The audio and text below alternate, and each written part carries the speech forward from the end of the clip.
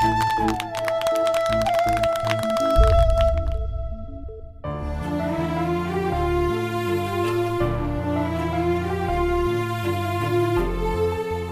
ఉన్నారా? బానే ఉన్నాంలే, నీ వల్ల, నీ దేవుడి దయ వల్ల. మధ్యలో దేవుడేం చేశాడ్రా? అరే ఎప్పుడు చూసినా దేవుడు ఆత్మ అని ఇవే మాట్లాడతావు. అసలు ఇప్పటి వరకు ఎవరైనా ఆత్మను చూసిన వాళ్ళు ఉన్నారా? మనిషి కోతి నుంచి వచ్చాడని సైన్స్ చెప్తుంది, అన్నీ దేవుడే చేశాడని వీడు చెప్తాడు. నిజమేరా, వీడు చెప్పినట్లు మా చరిత్ర కూడా మనిషి ఆఫ్రికన్ కోతుల నుండి వచ్చాడని ద హిస్టరీ ఆఫ్ హోమోసెఫియన్ కూడా చెప్తుంది. చరిత్ర చెప్పాలంటే దేవుడే చెప్పాలరా. మనిషి కోతి నుండి వచ్చాడన్న చార్ల్స్ డార్విన్ సిద్ధాంతాన్ని ఇప్పుడు నేను పట్టుకున్న బైబిల్తో తప్పు చేసి చూపిస్తా.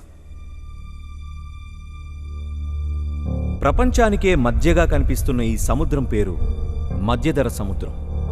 ఇది భూమి మొత్తానికి మధ్యలో ఉండి దిక్కులను చూపిస్తుంది. మనం స్ట్రైట్గా పాయింట్లోకి వస్తే తూర్పు ఆసియా. ఈ తూర్పు ఆసియాలో ఒక ఏదేను తోటను దేవుడు వేశాడు. దీన్ని తడుపుతూ ఒక నది 4 శాఖలుగా ఏర్పడింది: టైగ్రిస్, యూఫ్రటీస్, పీషోను, గీహోను. ఇప్పుడు ఈ పీషోను, గీహోను ప్రకృతిలో మార్పుల వలన పోయాయిలే. టైగ్రిస్, యూఫ్రటీస్ ఇప్పటికీ ప్రవహిస్తూనే ఉన్నాయి. వీటి ఆరంభం వచ్చేసి తూర్పు ఆసియా ఖండంలోని టర్కీ దేశంలో ఎలిజిగ్ అనే ప్రాంతం. ఇక్కడే మొదటి మనిషి ఆదాము గారి కోసం దేవుడు ఏదేను తోటను వేశాడు.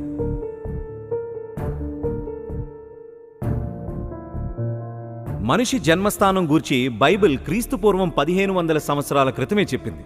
దాన్ని పట్టించుకోకుండా సైన్స్ మళ్ళీ పరిశోధనలు చేసి ఫైనల్గా బైబిల్ చెప్పిన విషయాన్నే చెప్పింది. మీరు ప్రాక్టికల్గా ఆలోచించండిరా, మనుషుల లక్షణాలెక్కడా, కోతుల లక్షణాలెక్కడా?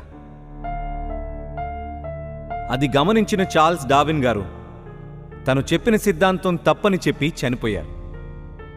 మీ శాస్త్రం కూడా మనిషి యొక్క బ్రెయిన్ వ్యవస్థ వేరు, కోతలి యొక్క డోపమైన్ వ్యవస్థ వేరని ఒప్పుకుంది. అసలు నీ చరిత్ర ఎప్పుడు స్టార్ట్ అయిందో నీకు తెలుసా? క్రీస్తు పూర్వం 430 నుండి మొదలైంది. దానికి పితామహుడు హెరిటోటస్. ఆయనకు ముందు మీ చరిత్రే లేదు. నీ చరిత్రకే చారిత్రాత్మకమైన విషయాలు చెప్పిందిరా బైబిల్. మనిషి ఎలా బ్రతకాలో, ఎలా బ్రతకూడదో చెప్పింది. దాన్నే ప్రస్తుతం మనం నాగరికత అంటున్నాం.